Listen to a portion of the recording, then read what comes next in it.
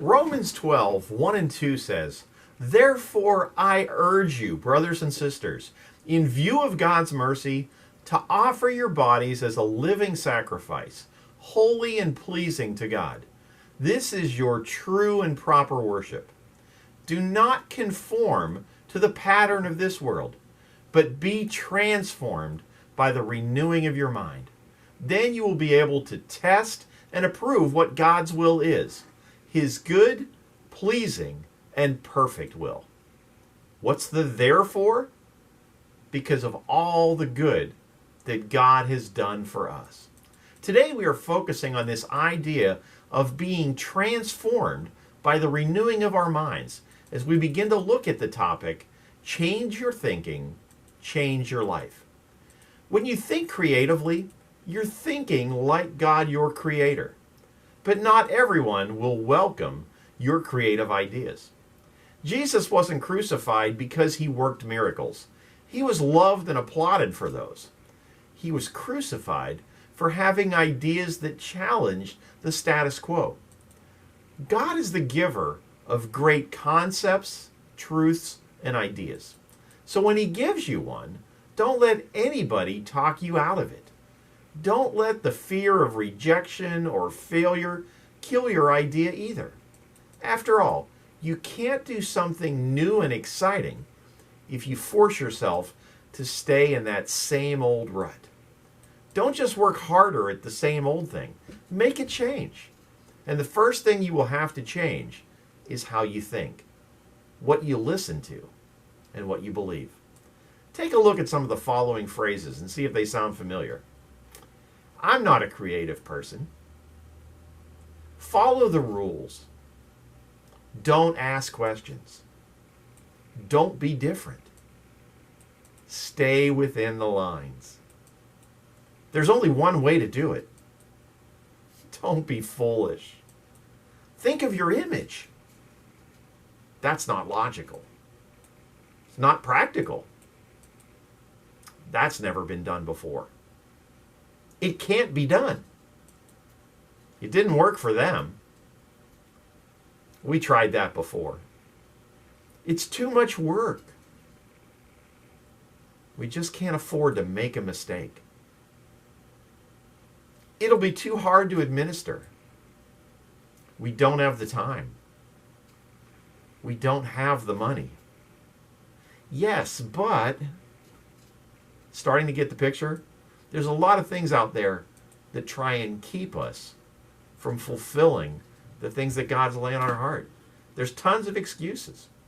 But Paul writes, do not conform to the pattern of this world, but be transformed by the renewing of your mind. Then you will be able to test and approve what God's will is, his good, pleasing, and perfect will. Be transformed, made into something new by an update of your mind that gives you new ways of thinking. Our computers and our software, they update all the time. And those updates keep things running in the right direction. God wants the same for each of us. And as we receive our updates, we learn more of what God's will is for each of us. Mine won't look like yours, and yours won't look like mine. But if we examine them together, both should be good, pleasing, and perfect in accordance with what God has placed in his word. So as we change our thinking, we can change our lives. Don't think safe, but think God-sized. A great example of this is something that many of us experienced yesterday.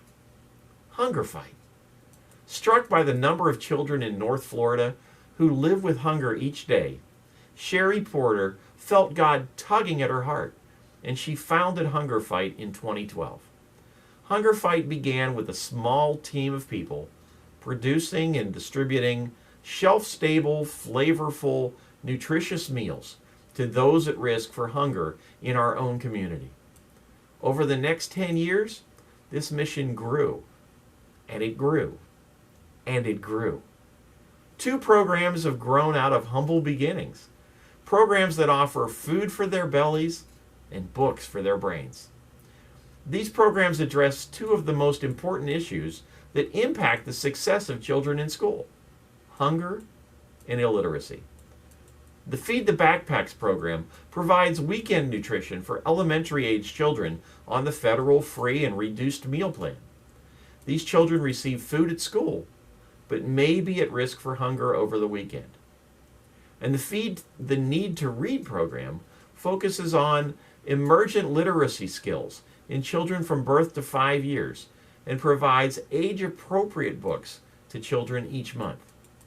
And Hunger Fight has grown to work with businesses, foundations, churches, and community groups to host packing events, as well as thousands of volunteers who work together to pack meals. They now have trucks, a storage unit, and they just broke ground on a warehouse facility that will allow them to continue to grow. Sherry saw a problem, and she didn't look away or do the safe thing, which would have been nothing.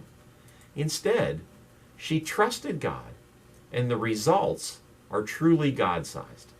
Last year alone, over 22,000 volunteers packed over 4 million meals and provided over 70,000 books to children. The totals since 2012 are staggering. Over 17.5 million meals packed and nearly 250,000 books provided. And Hunger Fight is just one of the many missions that we support that started with one person's dream. Operation Christmas Child. From a DJ's brain to over 200 million children reached. FPSM, affecting the lives of children in Haiti because of one person's dream and commitment to making that dream happen. And there are so many more things like that. So I want to encourage you today, step out and think big. Because when you change your thinking, you often find that not only does your life change, but so do the lives of so many others. Now, Pastor Allen will have more to say about this tomorrow on our Facebook page at the Village Church at World Golf Village. And I hope that you will join us then. But until then, have a great day. We love you.